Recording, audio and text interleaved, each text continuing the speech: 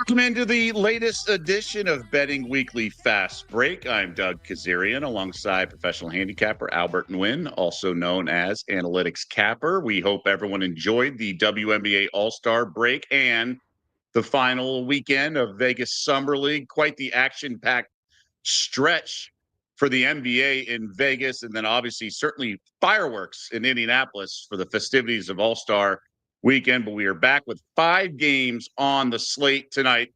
Good to be with you again, Albert.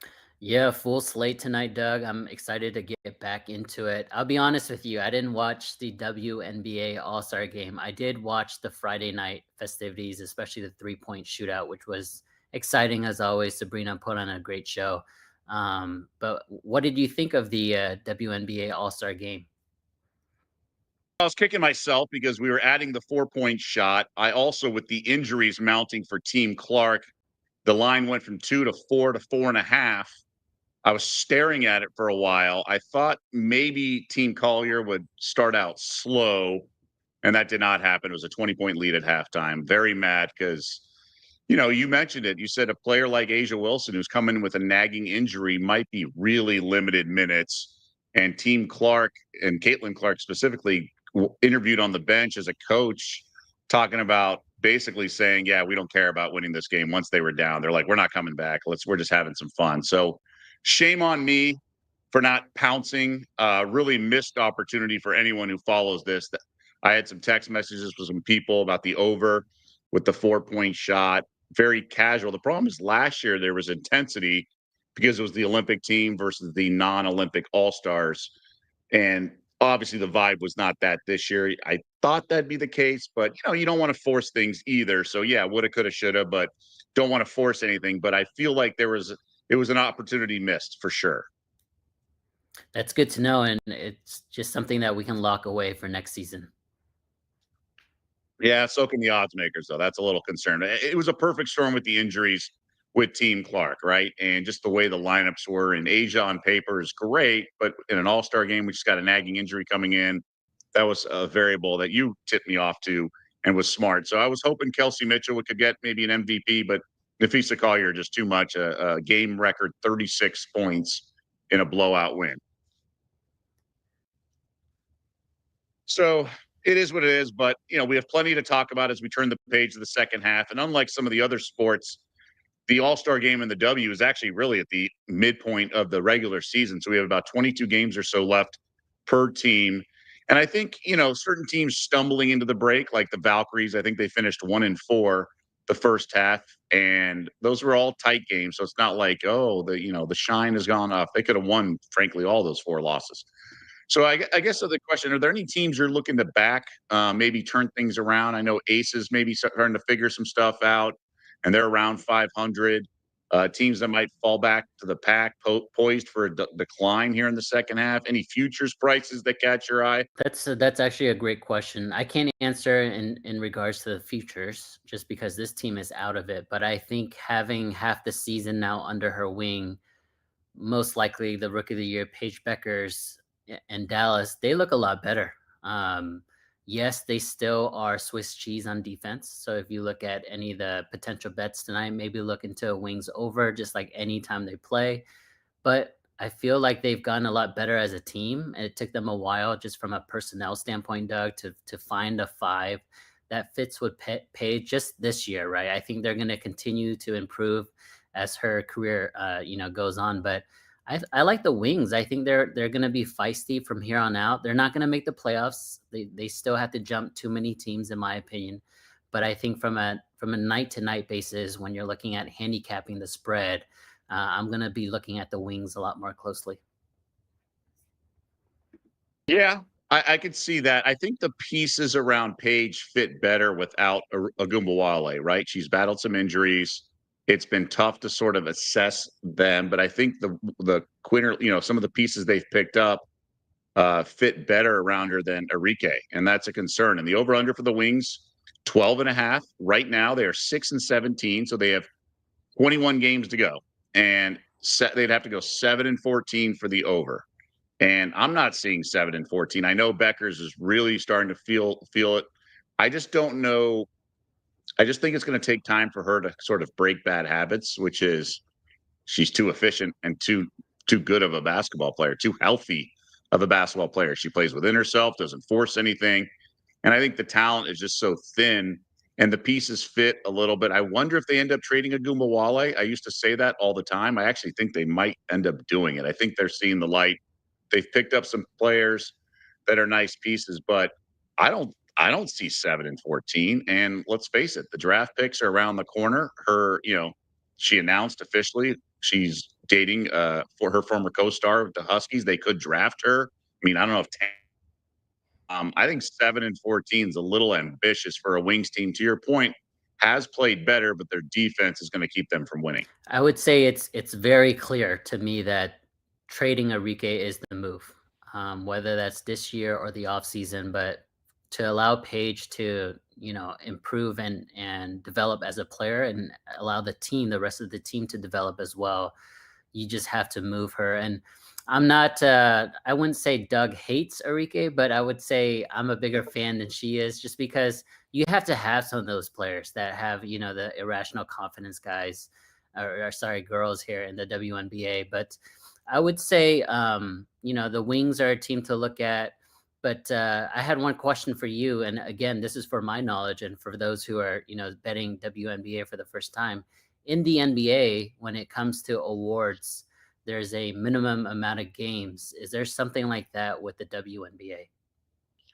No, the only thing is the sixth man or sixth player of the year has to not start half their game. So that's why I was laughing at Sammy Whitcomb in the futures market. Like, she's not going to be eligible for sixth player. Now, of course, they could call an audible on the fly. We've seen dumb stuff like that happen where I think it was, what was it? Some of the comeback player of the year stuff, the stipulations. It's not like a mandatory situation, but I think the stipulations prevent Sammy Whitcomb from winning sixth player of the year. That's why I think the markets are a little off there, but nothing from the awards standpoint at all.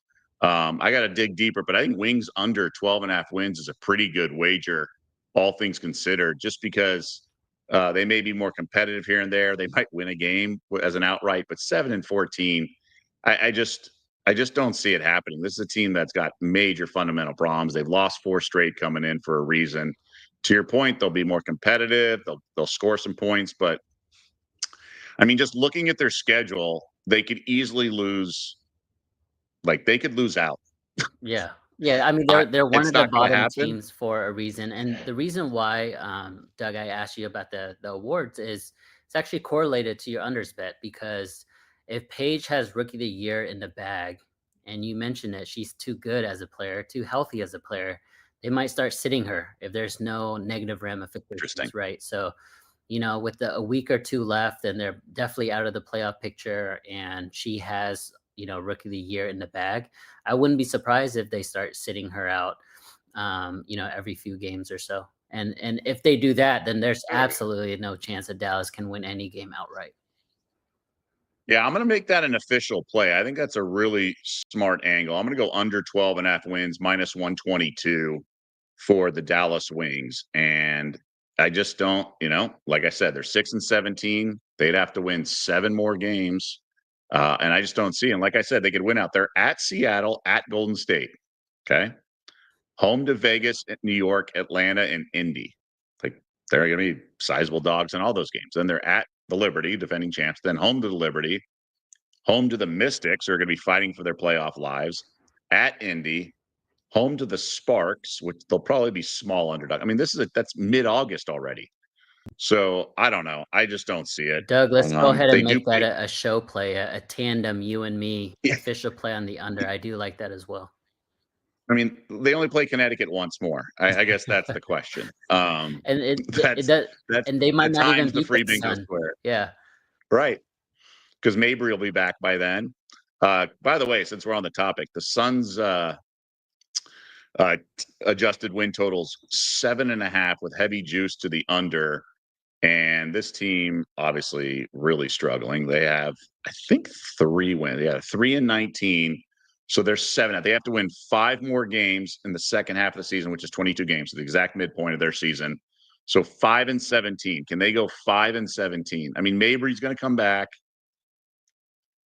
and they're pretty bad. There's no way because the game that they beat Seattle outright, honestly, it woke up the rest of the league too. The rest of the top teams. It's like we can't take that night off. It was a flat spot for us, talking from a Seattle perspective, but that was a game where everything went right for Connecticut. Everything went wrong for the Sun. Sorry for Seattle. They had just gotten off a nice win against Liberty there. I don't see any potential flat spots in the second half of the season, especially with teams that are going to be positioning for the playoffs. They have a 5-game homestand out of the break. Sparks, Valkyries, Storm, and then Liberty back to back. They should not. I mean, the Valkyries, they could. I just don't know when Mabry's expected back. There could be a trade with Mabry. You never know if a contender wants to beef up some shooting and things like that. She was traded midseason last year. There's a reason the under is minus 159. This Connecticut team.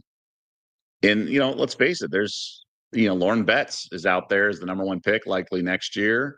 There's other players that are in the mix as well. Now, for the W, I really like how they do it. They do the last 2 years win-loss record. So but it's still, it's part of the equation. I think it's top 3, and then is lottery from the top 3, and then weighted lottery. And then, if you finish with the worst pick, then you're guaranteed at least the fourth pick. Tanking already at the All-Star break, we're breaking down. So how about this? I think this is the most compelling. I really do. The Valkyries, like I said, stumbling into the All-Star break. They are now, yes, no is basically a coin flip. It's minus 127 to the yes, whether they make the playoffs. Do you think they make the playoffs?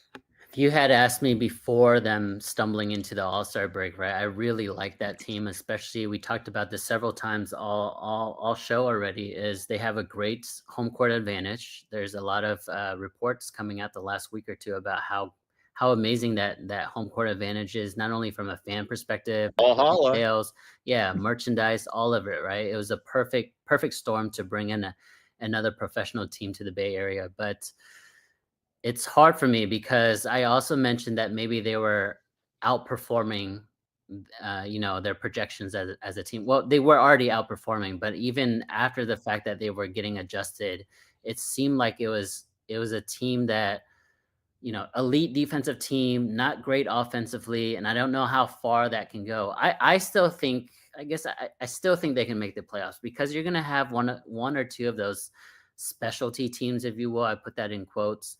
Every league has it where it's, one really defensive minded team or one offensive juggernaut, right? And I think Golden State to me fits the bill of this new team, good defense, good home court advantage, very similar to the Golden Knights when they were an expansion team that first year as well. Well, the Golden Knights definitely benefited from the Vegas flu from a lot of teams coming in. The Valkyries do have that edge, though, at home. To your point, right now they're outside looking in. They're not in the playoffs in the top 8. So that's something to consider. Like you mentioned, they've stumbled down the stretch 1-4. Now the Washington Mystics are ahead of them. They're 11-11, 1 game up, and they're a tricky team because they're outperforming their metrics too. Not to the same degree, and they're minus 177 to get into the playoffs too. I'm not so sure they're going to get there. I think there might be a rookie wall that Kiki and Sonia Citron hit. Again, potentially. I go back and forth. The Aces aren't a guarantee either. They're minus 770. Yes, I know you've been talking like that's a worth a flyer on the nose. Just if Asia Wilson, gets injured again or something like that. The Fever. I mean, we don't know when Caitlin Clark's going to come back. She's had this nagging injury. They're plus 950 to miss it. They certainly struggle without Clark and a certain matchups. So one of those teams has got to miss it, right? We're mentioning them. So I don't know. It could be the Mystics, but it might be the Valkyries.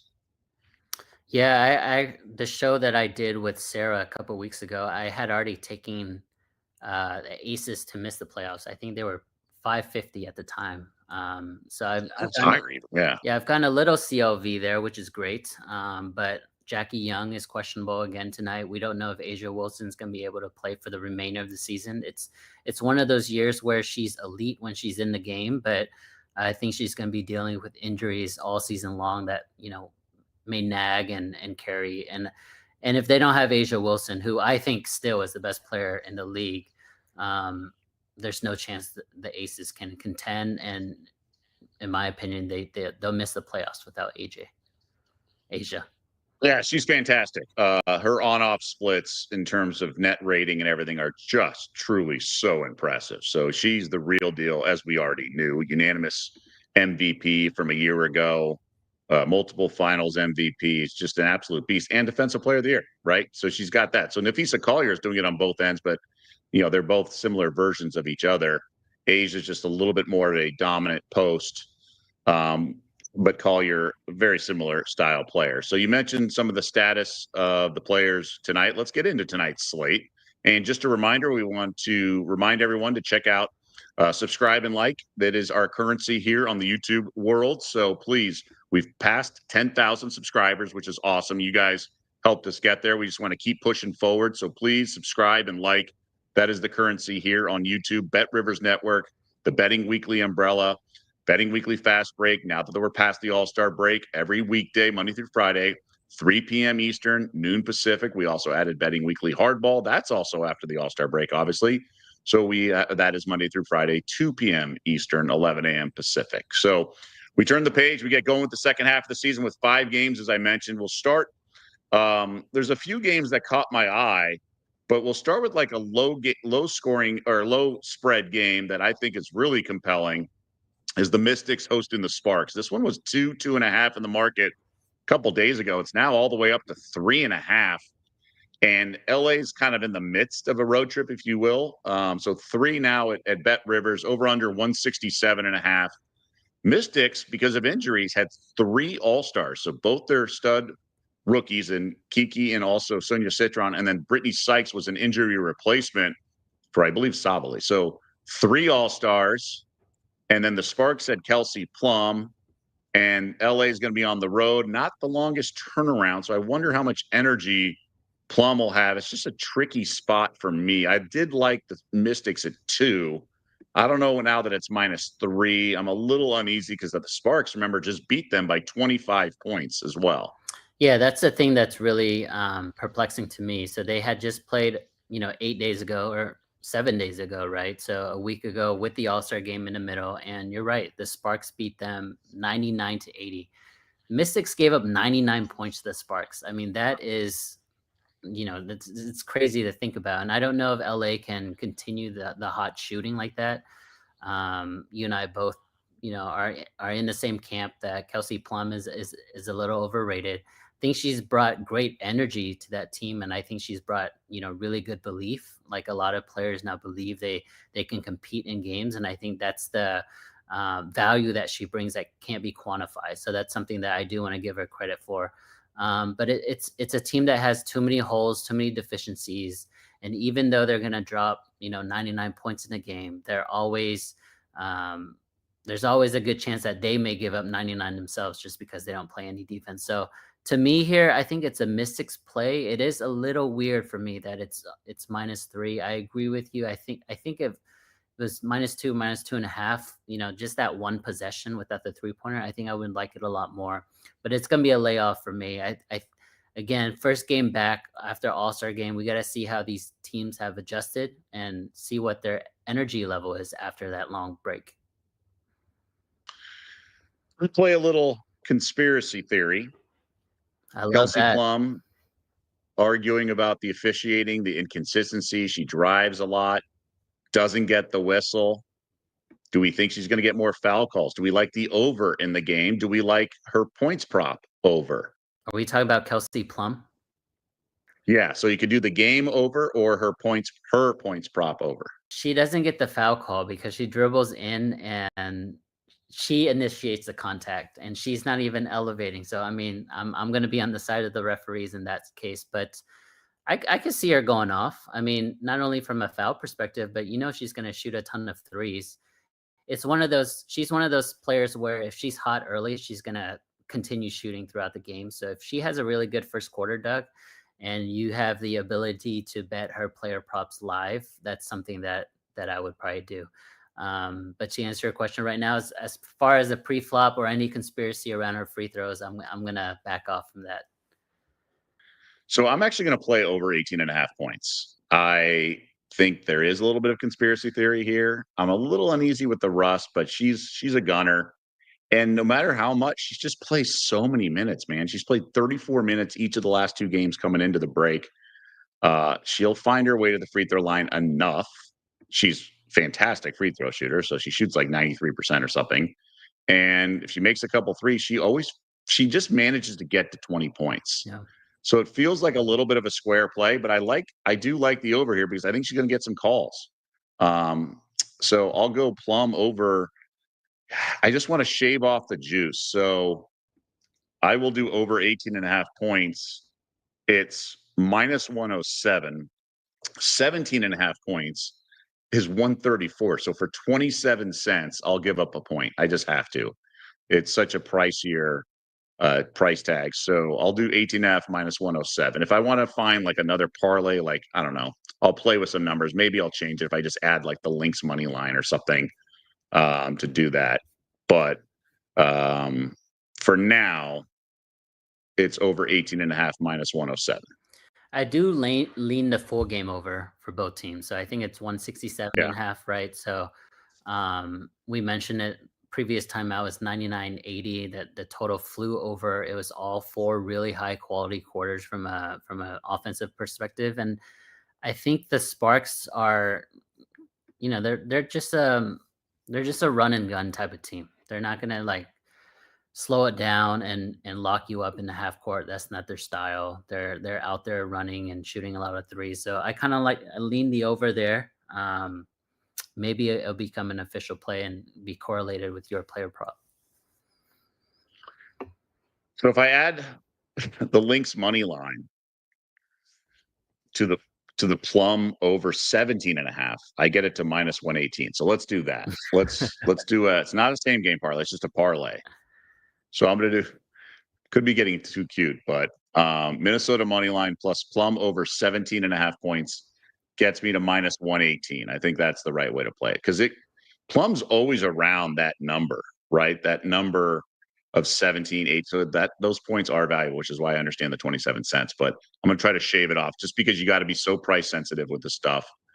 Because you can juice yourself away with a death by 1,000 paper cuts. So that's how I'm gonna play. Mystics money line. There we go. Graphics right on the spot. Solid staff behind us. So plum over 17.5 with the not the Mystics money line, the Lynx, Minnesota money line. So the big favorite.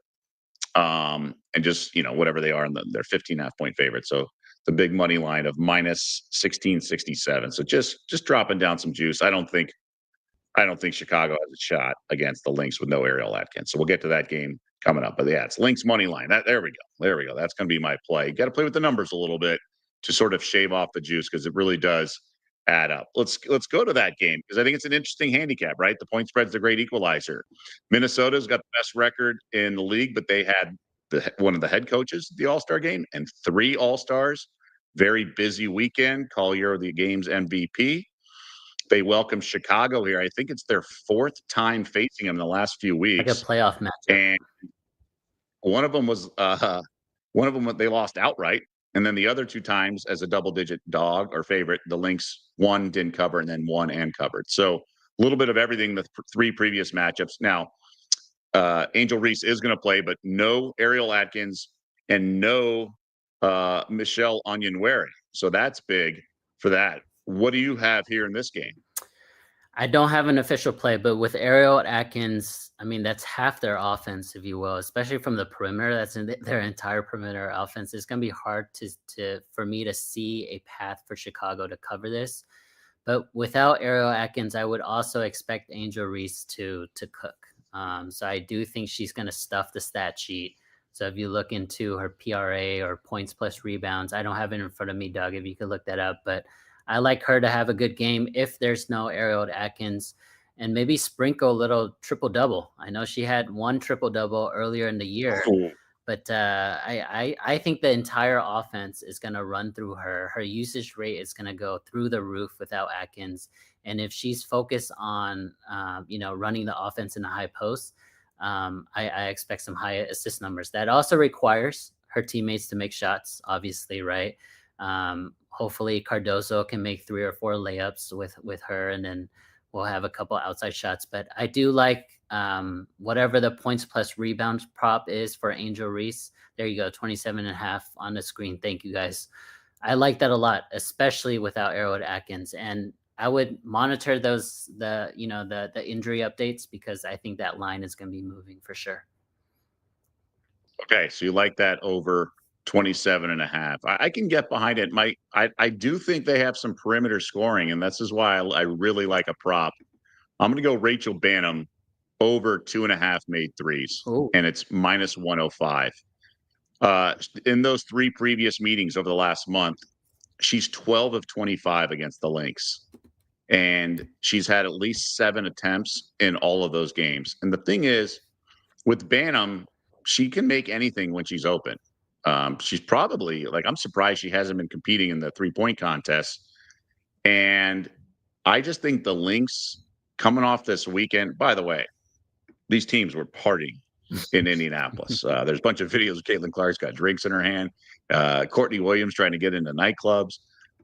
This is a short turnaround. And I just think coming into a game where they're not saying we're favored by 15.5, but they know who they're playing and they know that they're going to beat them. So I just don't know how much intensity there is going to be guarding the 3-point line right away, right? Like I don't know how locked in this team's going to be. And I think Banham is going to have shooting practice early. I think it's going to be one of those where she's going to be wide open, and Minnesota's defensively is probably going to be going through the motions a little bit. If I had any sort of guts, I'd be playing the Sky first quarter money line, something like that. If they had Atkins, I just can't get there, but I'm confident Angel's going to bring it.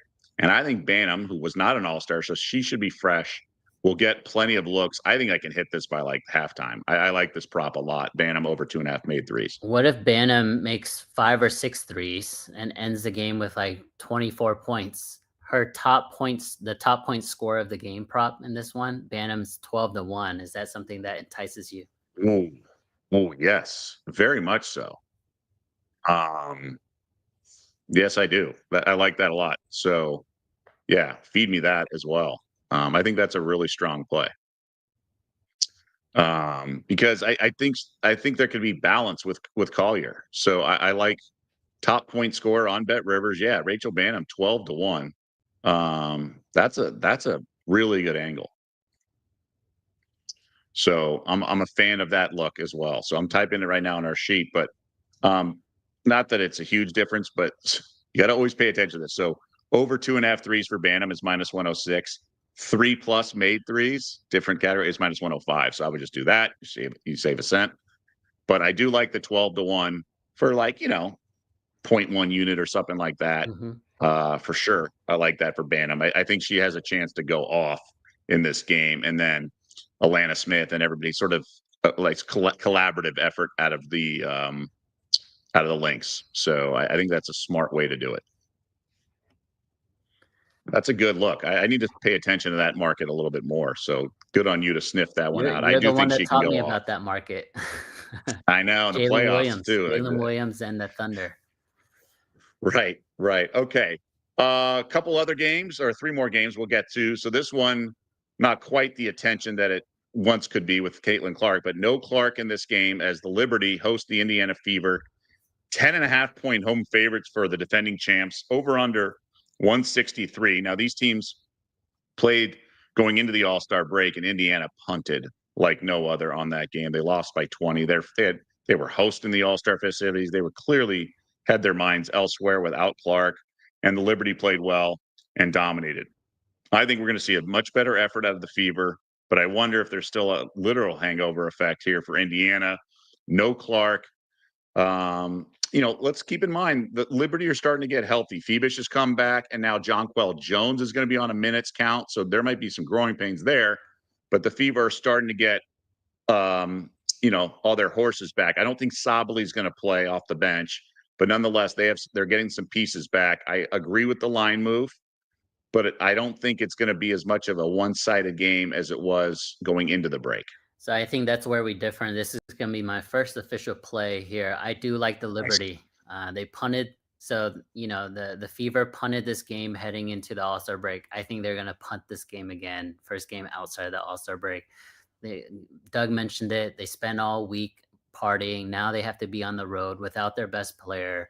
The Liberty, they, in my opinion, I think they have improved since the beginning of the year. I think they were a little overrated. Then injuries hit. Jonquel Jones coming back is going to be huge for them. Not only although she's going to be on a minutes restriction, she just has such a big impact on the floor.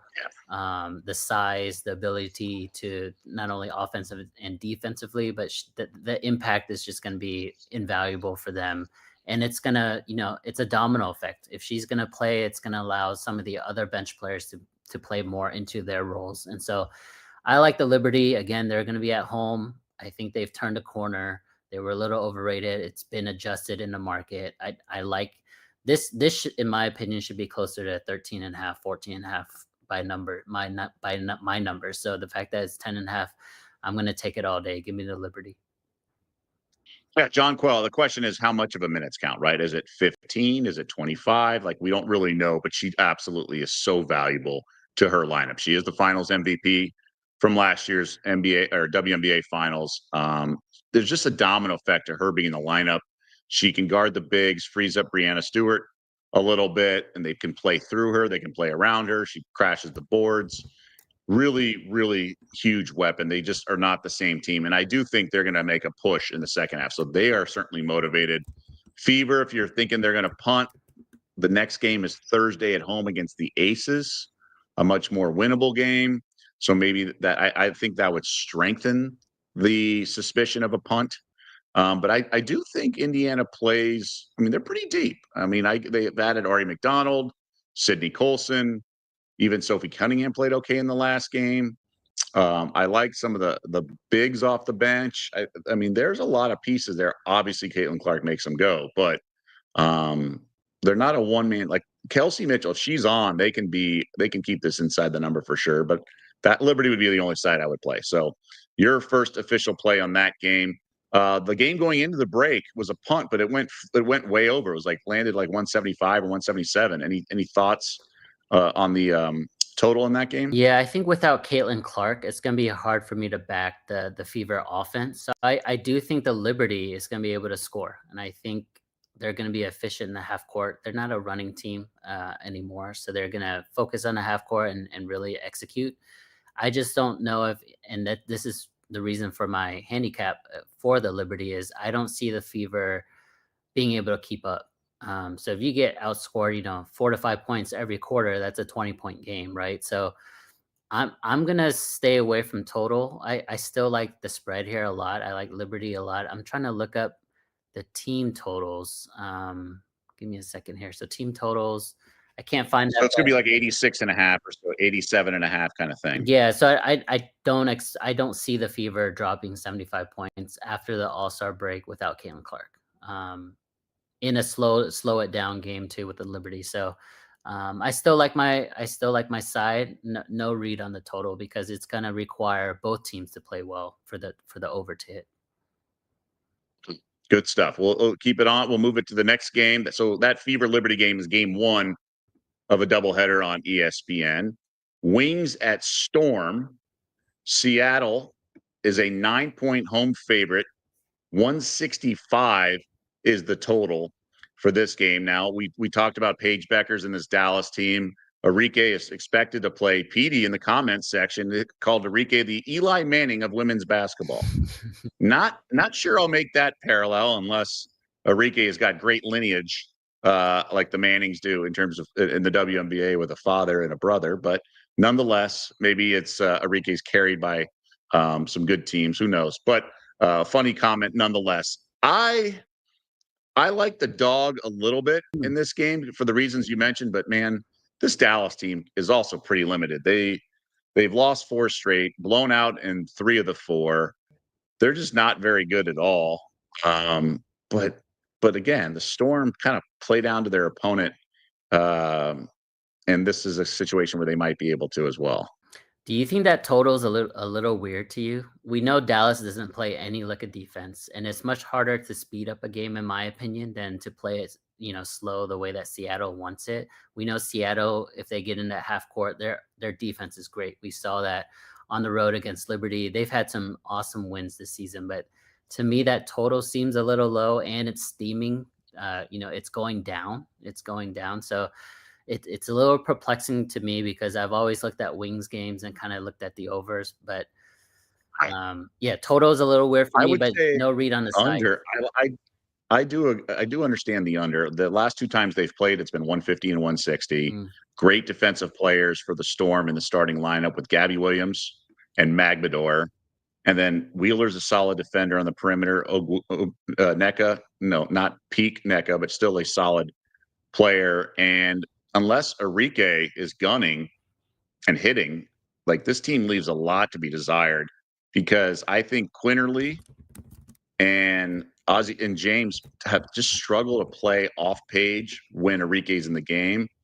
And I don't think like Yeru's going to go off. yeah.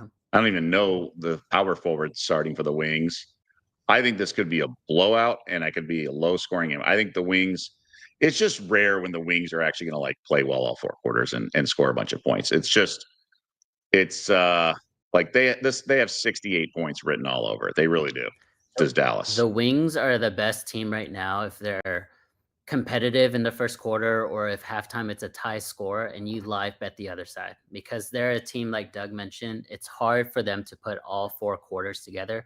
Any team is going to have one good quarter, right? Any team could have potentially have a good half and be competitive against a really good team, but it's very hard for a very limited team to put the entire game together. So I agree with you. The Wings, and I've done it a couple times this season where they get off where they might score like 24 or 26 in that first quarter, and then I fade it because there's no way they can keep it up and sustain. So the caveat here or the scary part here is we've seen Seattle beat the best teams, but we also seen them play down to the competition, and this is definitely a step down in competition. We don't know what Seattle team is going to show. If they play at their peak, obviously they can blow out 9 points very easily. I just can't tell. Yeah, a couple roster notes. Dejanay Carrington, by the way, for Dallas is a probable, so that's encouraging news for her health. But Maisha Hines-Allen is listed as questionable. She's the big off the bench. This Wings team just has a lot of like players they've claimed in the season and things like that. So you got to be a little uneasy there. But you mentioned it. I said they've lost 4 straight going into the break. 3 of them have been by double digits. The 4th one, they came back and made it close, but they were down 20 going into the 4th, and that was my play the last time I was on the show, -6, and somehow the Aces don't cover that, leading by 20 going into the 4th. So, yeah, I would lean under in this game if I had to play it. But game 2 of the ESPN doubleheader, much more competitive game expected. Aces 1-point home favorites over the Atlanta Dream, over under 161. Remember, Ryan Howard, the All-Star, is out for the entire month of July for Atlanta. And you mentioned it earlier, Albert. Jackie Young listed as questionable for tonight's game. So what do you expect in this game? Yeah, it's gonna be hard for me to handicap without knowing her, diagnosis, whether she's playing or not. We know the Vegas Aces have been very inconsistent all year long. The line to me reads as if it's an Atlanta play. But the one bet that I'm going to do, and it's contingent, right? It's contingent on Jackie Young's availability. But if she's not playing, I do expect Asia Wilson to continue to put this team on her back. So I would actually focus on points plus rebounds. Yeah, 33.5 right there, -110. I think that's a good look because she's going to get her double-double. It's about whether she drops 20 or 25 plus. And I think without Jackie Young, she's going to have to drop 25 plus to make this a competitive game. The books are already expecting a close game with the small short spread. And so I expect Asia Wilson to play at the peak of her abilities and to play the entire game. That's only if Jackie Young is out for tonight, right? Correct. Fair enough. Okay. And now, obviously they have the double bigs in Atlanta with Griner and Brianna Jones, but you still like Asia's rebounds plus the points, of course. She should eat offensively, but there are enough rebounds to go around in your eyes. Okay, so some fun games tonight, including a national television doubleheader. We got back in the swing of things plenty with some futures market. We both like under for the Dallas Wings, 12.5. The adjusted win total at Bet Rivers, and then obviously some props and some other plays elsewhere. So we appreciate everyone tuning in. Should be a fun second half of the W season. We appreciate everyone getting involved, so to speak. So we appreciate everyone's contributions here in the comment section, the conversation, and we'll have plenty of shows moving forward. So for Albert Nguyen and everyone else behind the scenes, I'm Doug Kezirian, and good luck tonight on the games, and we'll see you back here tomorrow.